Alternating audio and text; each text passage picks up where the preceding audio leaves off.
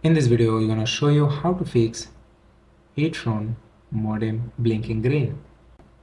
First, check cable connections. Ensure all cables are securely connected to the modem and the wall outlets. Look for any damaged or frayed cables. Then power cycle the modem. Unplug the power cord from the modem.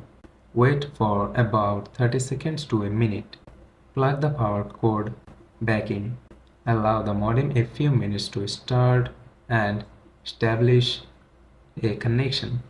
Then check for outages.